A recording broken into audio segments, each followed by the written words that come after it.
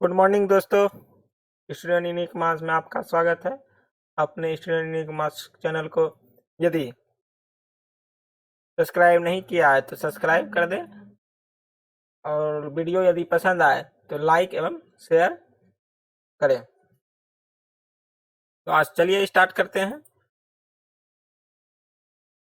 रुक्मणी प्रकाशन का सार संग्रह वन लाइनर क्वेश्चन, भारतीय राज्य व्यवस्था एवं संविधान, जो कि आज 5वां पाठ है और एक पेज में लगभग 100 क्वेश्चन है।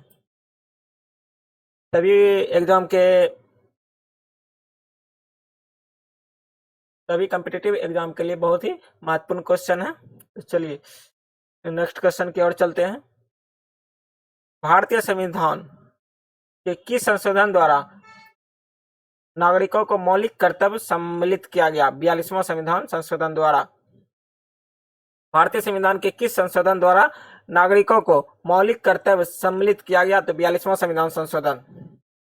योजना आयोग का गठन 1950 में किसके द्वारा हुआ? तो मंत्रिमंडल निर्णय द्वारा।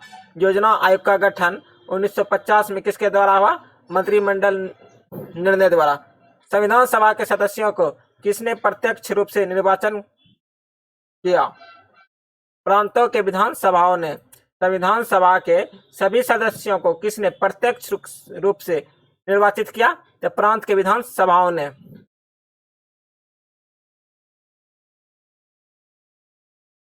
भारतीय संविधान के संशोधन प्रक्रिया किस देश के संविधान से प्रभावित है? दक्षिण अफ्रीका संविधान से। भारतीय संविधान के संशोधन की प्रक्रिया किस देश के संविधान से प्रभावित है? दक्षिण अफ्रीका के संविधान से।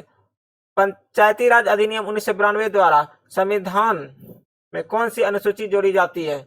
11वीं अनुसूची। पंचायती राज अधिनियम 1992 द्वारा संविधान में कौन सी अनुसूची जोड़ी जाती है? तो 11वीं अनुसूची। राज्य के नीति निर्देशक तत्वों का वर्णन संविधान के किस भाग में निहित है? भाग 4। राज्य के नीति निर्देशक तत्वों का वर्णन संविधान के किस भाग में निहित है? तो भाग 4। दल विरोधी कानून संविधान का कौन सा संशोधन साबित है? तो 92वां संविधान संशोधन 1985। दल बदल विरोधी कानून संविधान का कौन सा संशोधन संबंधित है? तो 92वां संविधान संशोधन 1985। लोकसभा की सदस्यता हेतु न्यूनतम सीमा आयु कितनी होनी चाहिए? 25 वर्ष। यदि लोकसभा में आपको सदस्य बनना है तो न्यूनतम आयु कितनी होनी चाहिए? 25 वर्ष होनी चाहिए।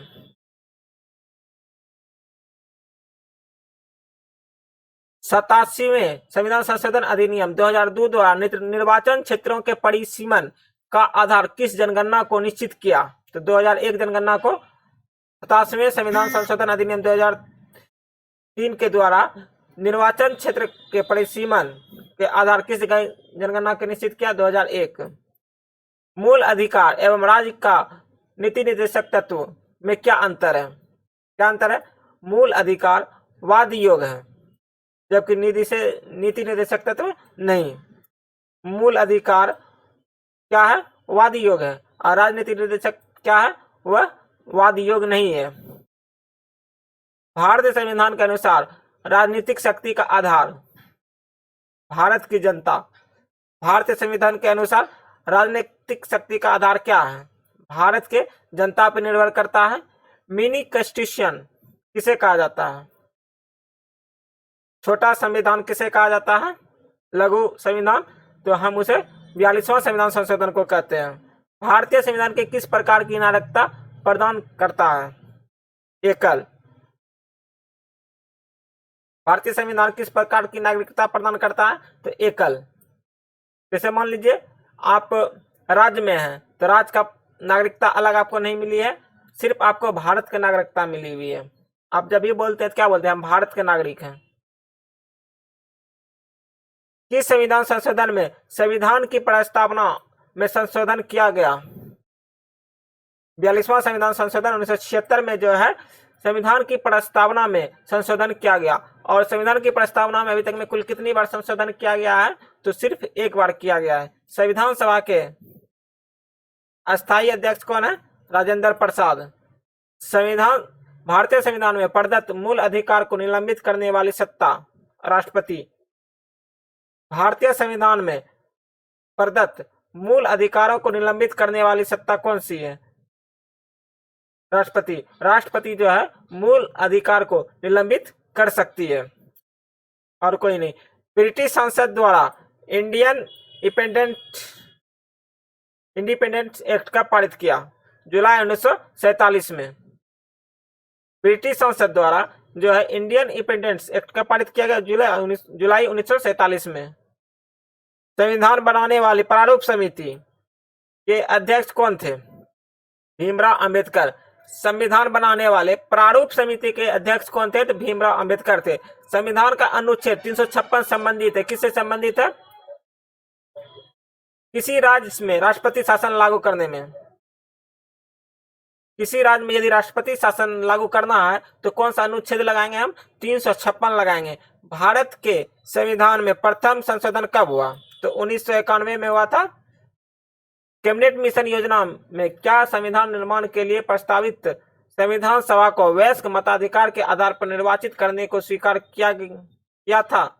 नहीं। कैबिनेट मिशन योजना में क्या संविधान निर्माण के लिए प्रस्तावित संविधान सभा का वयस्क मताधिकार के आधार पर निर्वाचित करने का स्वीकार किया गया? नहीं। संविधान में मूल कर्तव्य को शामिल करने का विचार किस देश संविधान से लिया गया? तो सोवियत संघ के संविधान से। संविधान में मूल कर्तव्य को शामिल करने का विचार किस देश के संविधान से लिया गया? सोवियत संघ के संविधान से। राज्य के नीति निर्देशक तत्व एक ऐसा चेक है जिसका भुगतान बैंक की सुविधा अनुसार किया जाएगा। यह कथन किसका है? के.टी. शाह का। राज्य के नीति निर्देशक तत्व एक ऐसा चेक है जिसका भुगतान बैंक की सुविधा अनुसार किया जाएगा। यह कथन किसका है? के.टी. शाह का। अनुच्छेद 368 संशोधन हेतु सांसद को विशेष बहुमत या कम से कम आधे राज्य का अनुसमर्थन आवश्यक है। किंतु सभी संशोधन में नहीं। कुछ संशोधन में जो है होता है, सभी संशोधन में जो है आधे राज्य का अनुसमर्थन की आवश्यकता नहीं है। राष्ट्रपति निर्वाचन होने का पात्र बनने के लिए किस व्यक्ति की आयु पूर्ण होनी चाहिए? यदि आप राष्ट्रपति बनना चाहते हैं तो आपकी उम्र कितनी होनी चाहिए? 35 वर्ष होनी चाहिए। उपराष्ट्रपति में चुनाव में मतदाता होते कौन कौन होते हैं? तो लोकसभा तथा राज्यसभा के सभी सदस्य जो है उपराष्ट्रपति के चुनाव में होते हैं। उपराष्ट्रपति बनना है तो लोकसभा के सभी तथा राज्यसभा के सभी सदस्य मतदान करेंगे। किसकी अनुमति के बिना राज्य की विधानसभा में कोई धन विधेयक पेश नहीं किया जा सकता? राज्यपाल की अनुमति के बिना जो है धन विधेयक पेश नहीं किया जा सकता। राष्ट्रपति का अभिभाषण कौन तैयार करता है? राष्ट्रपति का अभिभाषण कौन तैयार करता है? केंद्रीय मंत्रिमंडल। एक वर्ष से कम कितनी बार संसद की बैठक होना चाहिए? 2 बार। एक वर्ष में जो है कितना बार संसद का बैठक होना चाहिए? कम से कम 2 बार होना चाहिए।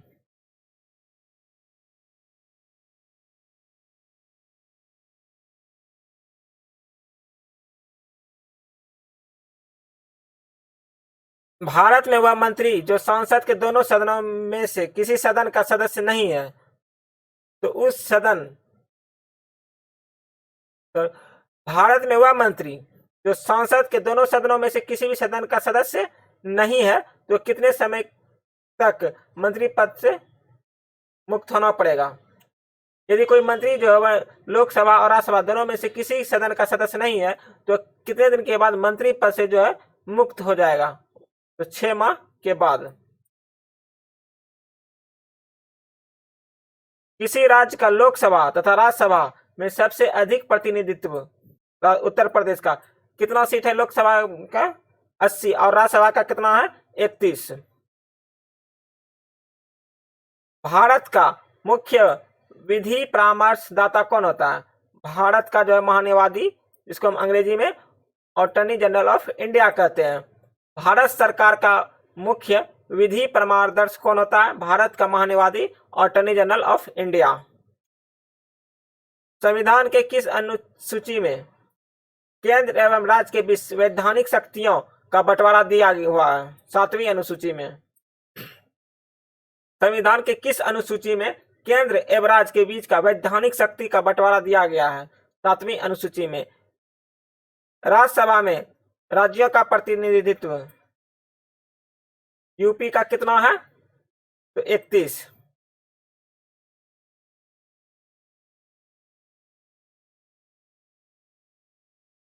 भारत में राष्ट्रपति चुनाव के लिए निर्वाचक मंडल के सदस्य कौन होते हैं? भारत में राष्ट्रपति चुनाव के लिए निर्वाचन मंडल के सदस्य कौन होते हैं? लोकसभा, राज्यसभा तथा राज्य विधानसभाओं के निर्वाचित सदस्य। संविधान के किस अनुच्छेद में भारत के नियंत्रक महालेखा परीक्षक के कर्तव्य एवं शक्तियां वर्णित हैं? अनुच्छेद 149 में जो है महालेखक परीक्षक के कर्तव्य और शक्ति वर्णित है।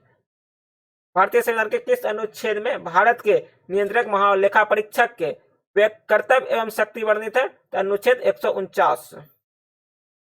संविधान के किस अनुसूची में दल परिवर्तन के आधार पर अयोग्यता के बारे में उपबंध है? 10वीं अनुसूची। संविधान के किस अनुसूची में दल परिवर्तन के आधार पर अयोग्यता के बारे में उपबंध? 10वीं। भारत में उपराष्ट्रपति का चुनाव अनुपातिक प्रतिनिधित्व प्रणाली के आधार पर एकल संक्रमण मतदान द्वारा होता है। और अनुपातिक प्रतिनिधित्व प्रणाली तथा एकल संक्रमण प्रणाली मतदान का क्या तात्पर्य है? सभी विधानसभाओं के निर्वाचित सदस्यों के मत तथा संसद के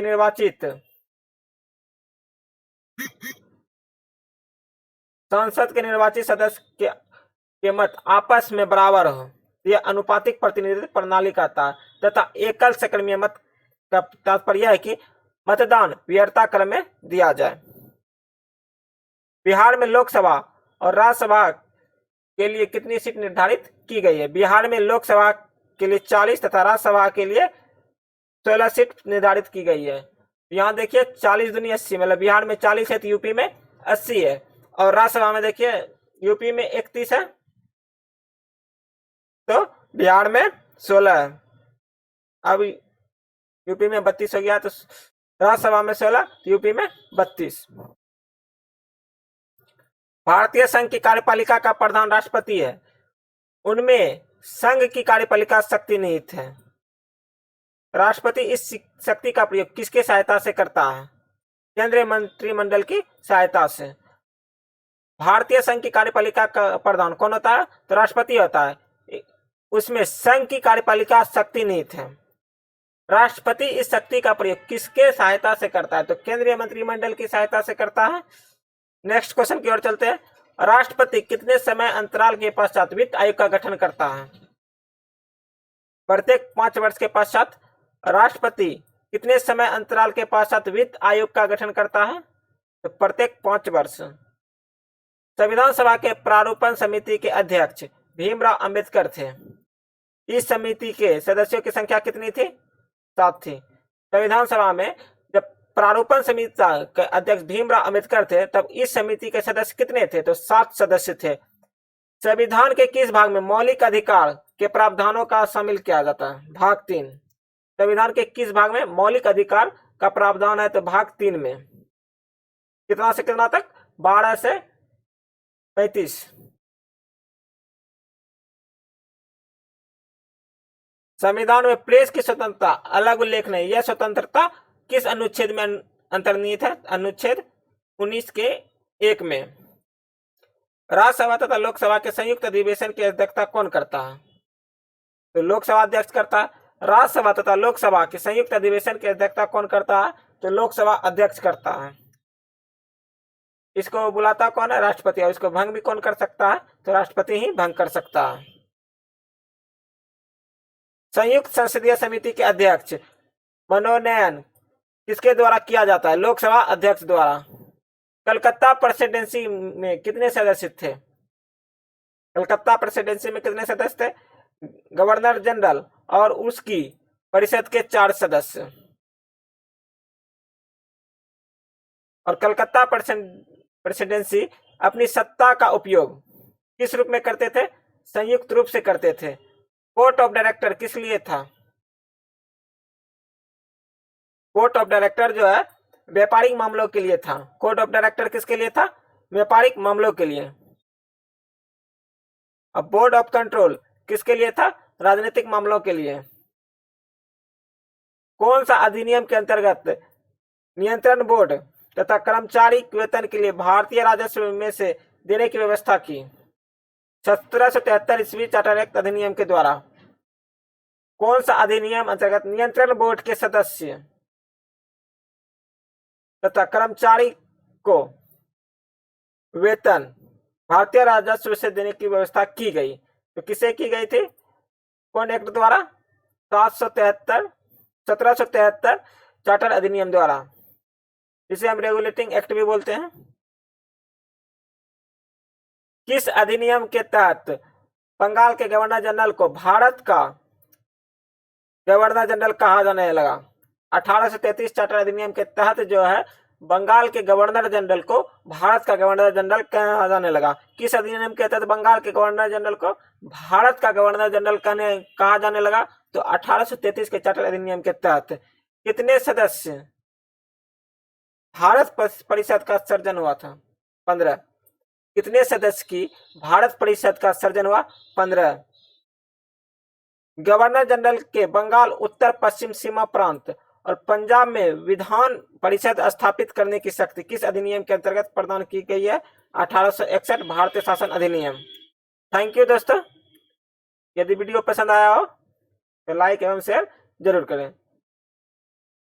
धन्यवाद।